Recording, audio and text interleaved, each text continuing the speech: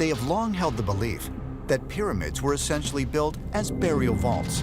Archaeologists and Egyptologists claim that they were tombs for the pharaohs, and yet no Egyptian pharaoh was ever found in a pyramid in Egypt. Pyramids, they have no real explanation of what their purpose was. Is that the pyramid, and others like it, may have been built as one in an enormous network of power plants.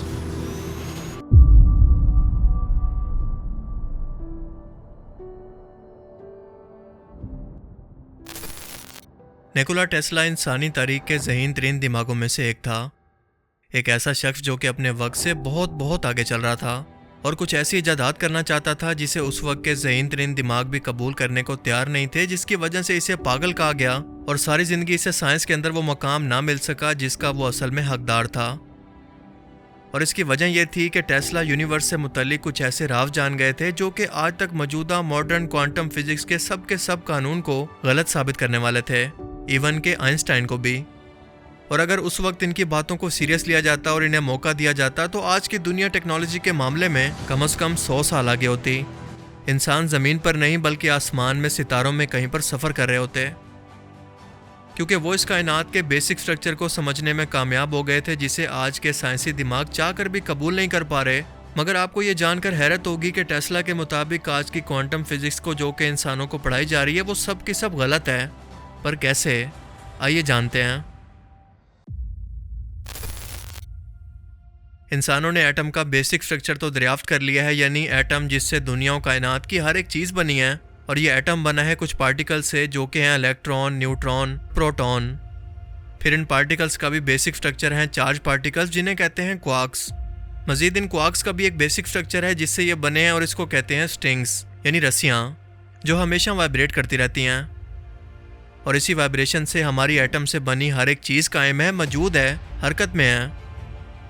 हम, हमारी ये ज़मीन, सूरज, galaxies और कायनात पे मौजूद हर एक चीज़ जो कि हमें नज़र आती है या फिर नज़र नहीं आती, इसी वाइब्रेशन की पैदावार है। अब यहाँ पर आकर क्वांटम फिजिक्स का एंड हो जाता है कि बस ये स्ट्रिंग्स मौजूद हैं और ऐसा हूबहू करती हैं, मगर टेस्ला की खोज इसके बाद शुरू होती है, क्योंकि इन्होंने ये सवाल उठाया कि ये वाइब्रेशन आखिर पैदा ही क्यों हो रही हैं, कौन है इसका जिम्मेदार, क्या हम खुद से छेड़छाड़ करके इसके अंदर अपनी मर्जी का बदलाव कर सकते हैं। और जो कुछ इन्होंने डिस्कवर किया वो वाकई आपके होश उड़ा देगा। इसके साथ साथ टेस्ला एराम मिस्र का राज भी दुनिया को दे गए थे, जो कि आपको वीडियो में ज़रा आगे चलकर समझ आएगा। टेस्ला हमेशा एक ही बात कहा करते थे कि अगर आप इस कायनात के राजों को जानना चाहते हैं तो इसके बारे में फिजिकली तौर पर सोचना छोड़ दें, बल्कि इसे सब एटॉमिक लेवल यानी एनर्जी, फ्रीक्वेंसी और वाइब्रेशन की सूरत में सोचना शुरू करें, तो तब आप हर एक लम्हे के अंदर इतनी खोज और यूनिवर्स के राजों को जान पाओगे जिन्हें जानने के लिए इससे पहले आपको कई दहाइयाँ लग जाती। इन तीनों चीज़ों का आपस के अंदर इंतहाई स्ट्रॉन्ग कनेक्शन है और ये कायनात के राजों की चाबी है। जैसा कि हमने पहले जाना कि हमारे यूनिवर्स के अंदर हर एक चीज़ वाइब्रेशन के अंदर है और उसके पार्टिकल्स की वाइब्रेशन ये डिसाइड करती है कि वो क्या चीज़ बनेगी। मिसाल के तौर पर आपके आसपास मुख्तलिफ वेवलेंथ की इलेक्ट्रोमैग्नेटिक फ्रिक्वेंसीज मौजूद हैं जिनके बेसिक स्ट्रक्चर यानी स्ट्रिंग की वाइब्रेशन इन्हें एक दूसरे से डिफरेंट या अलग बनाती है।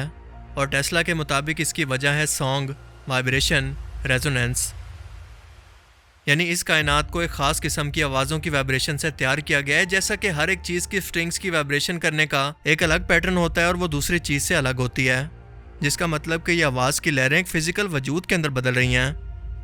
चलें इसे ज़रा एक वजाहत से समझते हैं। मिसाल के तौर पर हम किसी नई चीज़ को तख्लीक करना चाहते हैं जो कि फ़िज़िकली हमारे हाथों के अंदर मौजूद हो, तो हमें सबसे पहले इसके बेसिक लेवल यानी स्ट्रिंग्स को वाइब्रेट करवाना पड़ेगा और इसके बाद इसका बड़ा स्ट्रक्चर यानी एटम और फिर इसकी फ़िज़िकल शेप बनेगी। इसी अमल को हम शुरू करते हुए एक बड़े स्पीकर पर एक ख़ास किस्म की फ्रिक्वेंसी की आवाज़ों को मुसलसल चलाते हैं, तो देखें इसका रिएक्शन क्या होगा।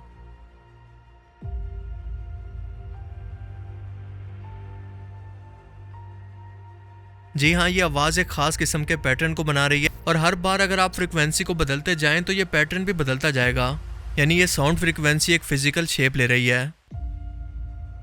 और इन्हीं साउंड फ्रिक्वेंसीज ने दुनिया के अंदर मौजूद हर एक फ़िज़िकल चीज़ को तरतीब दी है जो कि हमें मौजूदा शेप के अंदर नज़र आती है। एक पाउडर को जो कि लिक्विड नहीं है, इसे एक मेटल प्लेट पर रखकर एक खास फ्रीक्वेंसी के अंदर आवाज़ों को मुसलसल चलाया जाता है और देखें कि इसका रिजल्ट हमें क्या बता रहा है।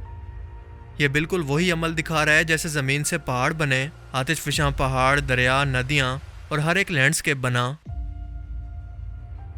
यानी जैसे हम मेटल पर रखकर ये एक्सपेरिमेंट कर रहे हैं तो बिल्कुल वैसे ही असल के अंदर ज़मीन के अंदर से एक खास किस्म की फ्रीक्वेंसी ने आज के मौजूदा तमाम लैंडस्केप्स को तरतीब दिया। यही ज़मीन पर क्रिएशन की वजह है। ये ज़मीन जिंदा है क्योंकि इसकी नब्ज़ हर वक्त चल रही है। इस्लाम, क्रिश्चियनिटी और जूइश समेत दुनिया के हर एक मज़हब के अंदर लाइट यानी रोशनी को हिदायत के तौर पर बयान किया गया है और लाइट और साउंड एक दूसरे से जुड़े हैं। अगर आपको यकीन ना आए तो किसी भी LED बल्ब लाइट की वायर को किसी स्पीकर से जोड़कर देख लें। ये साउंड फ्रिक्वेंसीज इतनी असरदार हैं कि अगर इन्हें पानी पर भी चलाया जाए तो हर बार ये अपना पैटर्न और अपना असर बदल लेगा। रॉयल रेमंड राइफ तारीख में एक ऐसा अमेरिकन इन्वेंटर गुजरा है जिसने रेडियो वेव जैसी फ्रिक्वेंसी पैदा करने वाली एक मशीन तैयार की थी और इसका दावा था कि इंसानी जिस्म के बीमार या कैंसर ज़दा सेल्स जिन स्ट्रिंग या फ्रिक्वेंसी से मिलकर बने हैं, इसे मेरी मशीन से पैदा होने वाली इलेक्ट्रोमैग्नेटिक वेव्स हमेशा के लिए ख़त्म कर सकती हैं, जिसका इंसानी सेहत पर भी कोई नुकसानदेह असर नहीं होगा। हर एक बीमारी, चाहे वो कैंसर हो, कोई वायरस या बैक्टीरिया, सबका इलाज इन साउंड वेव से मुमकिन है। टेस्ला ने भी रेमंड की मौत के बाद बिल्कुल यही कहा था कि इन स्ट्रिंग की वाइब्रेशन को छेड़ा या बदला जा सकता है, मगर अफसोस के ना तो किसी ने रेमंड की बात को सीरियस लिया और ना ही टेस्ला की बात को। मगर सवाल यह है कि ज़मीन के अंदर मौजूद हाई फ्रिक्वेंसी वेव जो कि हमें नज़र नहीं आती, वो ज़मीन के ऊपर की दुनिया को भला कैसे शेप दे सकती हैं? क्या वाकई ऐसा मुमकिन है? जी हाँ, हमारी ज़मीन के अंदर लगातार होने वाली वाइब्रेशंस या साउंड वेव्स इस मैग्नेटिक फील्ड को पैदा करती हैं जो कि आज तक इंसानों को सूरज और स्पेस की ख़तरनाक तरीन रेडिएशन और एस्ट्रॉयड से बचाता आया है।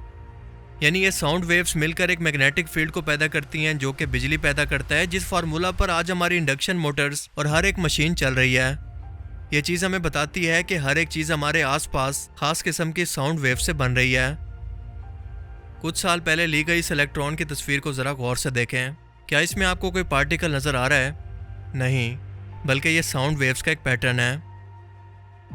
मौजूदा साइंस और टेस्ला का इसी बात पर इतफाक नहीं था कि यह इलेक्ट्रॉन एटम का छोटा तरीन ज़रा किसी फिजिकल चीज़ से नहीं बना जैसा कि आज की साइंस मानती है, बल्कि ना नज़र आने वाली साउंड वेव से मिलकर बना है जो कि फिजिकल शेप में नहीं है। इन्हें टच नहीं किया जा सकता। हालांकि आइंस्टाइन का खुद यह मानना था कि मौजूदा इलेक्ट्रोमैग्नेटिक थ्योरी हमें इलेक्ट्रॉन की नेचर नहीं समझा पा रही, क्योंकि ये कैसे बनते हैं, ये क्या हैं, हमारी मौजूदा थ्योरी इस बात की वजाहत नहीं कर पा रही। मगर आइंस्टाइन और इन जैसे बहुत सारे साइंटिस्ट की सपोर्ट की वजह से टेस्ला के इतने बड़े दावे को रद्दी की टोकरी में डाल दिया गया और पिछले 200 साल से आज तक दुनिया को क्वांटम फिजिक्स से मुतल्लिक झूठ पढ़ाया जा रहा है। ज़मीन की यह ख़ास फ्रिक्वेंसी आज भी दुनिया में मुख्तलिफ जगहों पर अपना असर दिखाती है। मिसाल के तौर पर अफ्रीका के कई मुल्कों के अंदर मौजूद ये साइनामिक पैटर्न आज भी मौजूद हैं जिनकी शेप आलमोस्ट बिल्कुल एक जैसी है। इस जैसे ज़मीन पर मौजूद और बहुत सारे स्ट्रक्चर्स की वजाहत टेस्ला का ये दावा करता है, जिनके बारे में आज भी इंसान हैरान है कि यहाँ पर इतने बड़े स्ट्रक्चर या पत्थरों के स्ट्रक्चर को कैसे खड़ा किया गया होगा या इन्हें किस मकसद के लिए बनाया गया होगा। इन तमाम पैटर्न्स को ज़रा गौर से देखें। क्या ये बिल्कुल वैसा ही स्ट्रक्चर नहीं बना रहे जो कि आज की इंडक्शन मोटर के अंदर बिजली पैदा करने के लिए बनाया जाता है? यानी इन मैग्नेट्रॉन्स को पुरानी तहजीबें ज़मीन की फ्रिक्वेंसी को इस्तेमाल करके एनर्जी या बिजली इस्तेमाल करने के लिए पावर प्लांट के तौर पर इस्तेमाल किया करती। इसीलिए इनके पास हमेशा बड़े बड़े पत्थरों को रखा जाता ताकि ये बिजली इनसे पास ना हो सके, जिसका सबूत यहाँ पर रिकॉर्ड की जाने वाली बेतहाशा हाई फ्रिक्वेंसी वेव्स हैं। और ये एक मैग्नेट्रॉन इतना ताकतवर था कि आज की पूरी दुनिया की एनर्जी या बिजली की ज़रूरत को पूरा कर सकता है। टेस्ला भी इसी तरह का एक टेस्ला टावर बनाकर पूरी दुनिया को फ्री की इलेक्ट्रिसिटी देना चाहते थे। दुनिया भर के बड़े पत्थरों से बने पुरस्कार स्ट्रक्चर, मसलन एहराम मिस्र, जिनके बारे में साइंसदान ये दावा करते हैं कि शायद ये फ़िरौन मिस्र की आखिरी आरामगाह थी, लेकिन असल में ऐसा नहीं है, क्योंकि इन एहरामों में से किसी भी एक फ़िरौन मिस्र की लाश आज तक नहीं मिली, बल्कि इन एहरामों से तकरीबन 500 किलोमीटर की दूरी पर या कई सौ किलोमीटर की दूरी पर मिली हैं। तो फिर सवाल ये पैदा होता है कि इन एहरामों का असल में फिर मकसद क्या था? इसका जवाब है कि ये एनर्जी का बहुत बड़ा सोर्स थे। ये मैग्नेट्रॉन्स थे जो कि ज़मीन की फ्रिक्वेंसी से बिजली को पैदा किया करते, जिसका सबूत इन पिरामिड्स के दरमियान से निकलने वाली इंतहाई हाई फ्रिक्वेंसी वेव्स हैं जिन्हें आज भी नापा जा सकता है। बिल्कुल यही स्ट्रॉन्ग वेव स्टोनहेंज के नीचे भी मेजर की गई हैं। ये सब हमारी आज की एडवांस तरीन टेक्नोलॉजी है जो कि हम छोटे लेवल पर इस्तेमाल कर रहे हैं, लेकिन इसका एक ब्रॉड वर्जन आज से हज़ारों साल पहले मौजूद था। हमारे स्मार्टफोन्स, लैपटॉप के बोर्ड्स के अंदर करंट को गुजारने के लिए और इसे स्टोर करने के लिए स्ट्रक्चर बिल्कुल इन माजी के लोगों के पावर हाउस के स्ट्रक्चर की तरह लगते हैं। क्या ये आपको देखकर बिल्कुल एक जैसे नहीं लगते, खास तौर पर जब इन्हें ऊपर से देखा जाए? ये बात हमारी इमेजिनेशन से भी बढ़कर है, क्योंकि आज के टाइम के अंदर भी हमारे पास ऐसे स्ट्रक्चर को बनाने के लिए रिसोर्सेज तक मौजूद नहीं है। ये साउंड फ्रिक्वेंसीज इतनी ताकतवर हैं कि ना नजर आने के बावजूद भी चीज़ों को हवा तक में उठा सकती हैं।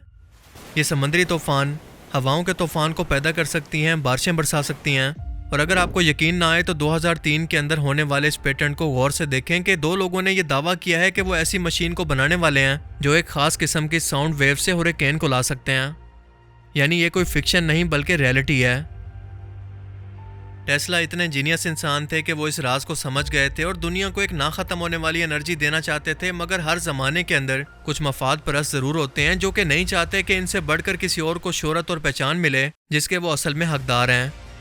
और इसी मफाद परस्ती के अंदर दुनिया ने एक ऐसे शख्स को खो दिया जो कि अपनी सोच से दुनिया को हमेशा के लिए बदलने वाला था। मुझे उम्मीद है कि आज की इस वीडियो से आपको बहुत कुछ नया जानने को मिला होगा और ये वीडियो आपको पसंद आया होगा। अगर ये वीडियो आपको अच्छा लगा तो इसे ज़रूर लाइक कीजिए। और अब मैं मिलूँगा आपसे एक ऐसी ही नई इंटरेस्टिंग वीडियो में। तब तक के लिए अपना बहुत सा ख्याल रखिएगा। Thanks for watching this video. अल्लाह हाफिज़।